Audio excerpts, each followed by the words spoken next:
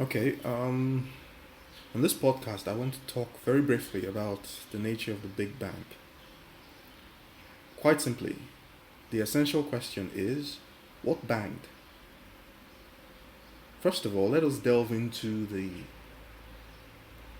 what modern day cosmologists and physicists describe as a Big Bang. So the usual the usual picture is that there was some type of explosion. So whenever these images are being put into the mind, they're conceived as some kind of massive explosionary bang, like a bomb going off. That is absolutely wrong. Absolutely wrong. Because that image suffers from one critical major flaw. The expansion from an explosion is expanding into an existing space.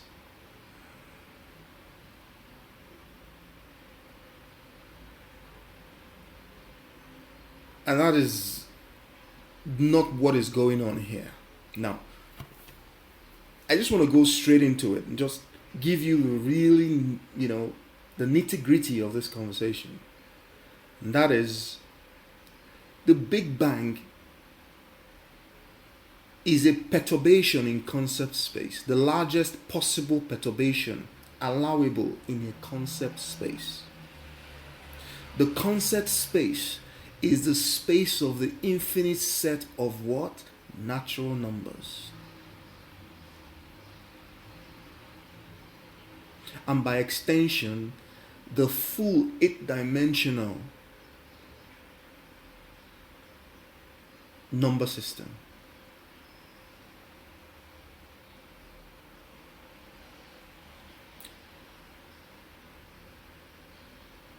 Reality, that what we see as material reality, which is a product of the Big Bang and space and time. Material reality is what we call space and time. It is a product of a concept space, a concept space that is literally it's not physical in the way we imagine what physicality is. It is akin to what we believe our imagination to be.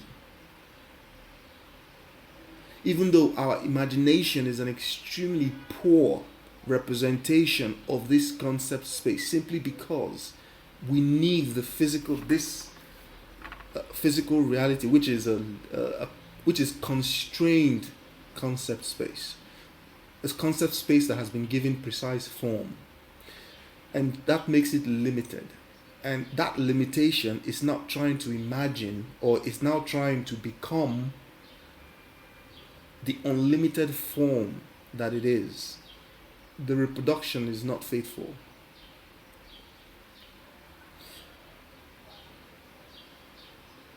The Big Bang was a change in dimension. It started off in a zero-dimensional space, concept space, and then it moved into a one-dimensional space, and then it moved into a two-dimensional space. And the final thing that we see as the creation of this universe was the emergence of a three-dimensional space. So really there were 2 to 3 Big Bangs, if that is what it's just that the other bangs took place in dimensions that are nothing like we recognize. Because what has become manifest as a physical universe, like we see today, is that infinite concept space, that set of natural numbers. It has a structure. It's not I said it before. It's not a number line. It's a three-dimensional structure, because this is a three-dimensional space. And for some reason, which is not the topic of this conversation, for some reason, that concept space decided to emerge. The emergence is really not a thing, because we are still in a concept space. So it's more like a kind of change in direction if you consider other dimensions as points of direction. So from an imaginative kind of conceptual zero-dimensional space, a change occurred to a one-dimensional space, then to a two-dimensional space, then the full three-dimensional space, which is the structure inherent within the set of natural numbers only.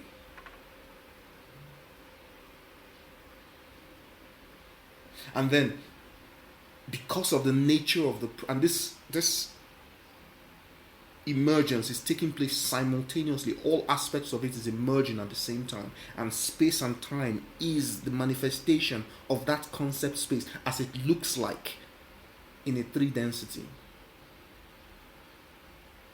That's what the world is. The world literally is that concept space. Every time you feel anything material, what you're looking at is a concept that is frozen, sort of, because it has been given a precise form.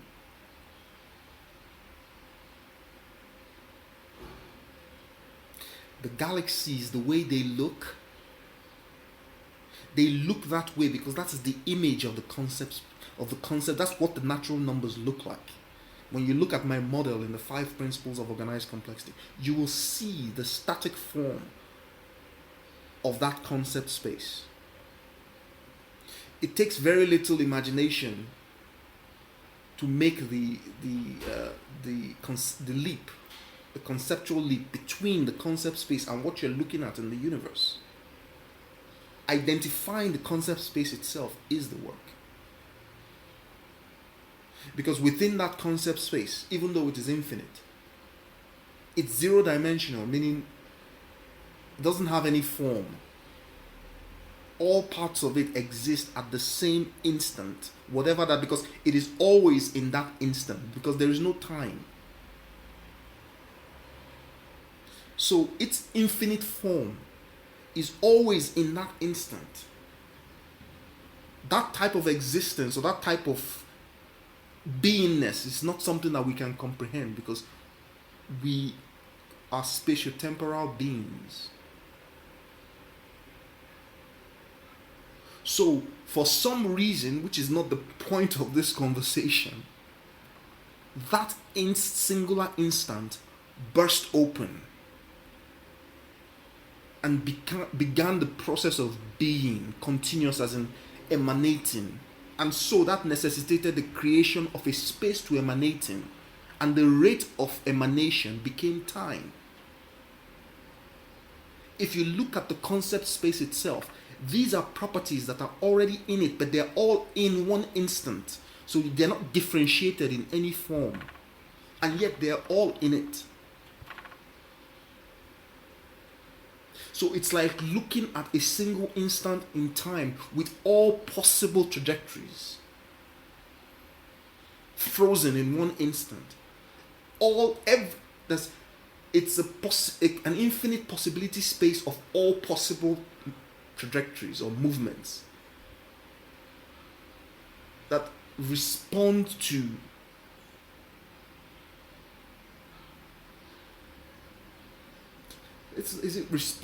that include or that inculcate aware intelligence, meaning it's not just the fact that every possible orbit exists, it's the fact that all the orbits are linked together. They are linked together in very precise ways, and yet they are an exposition of every possible orbit that can exist. And yet they're all linked together in one instant of time. That is what banged.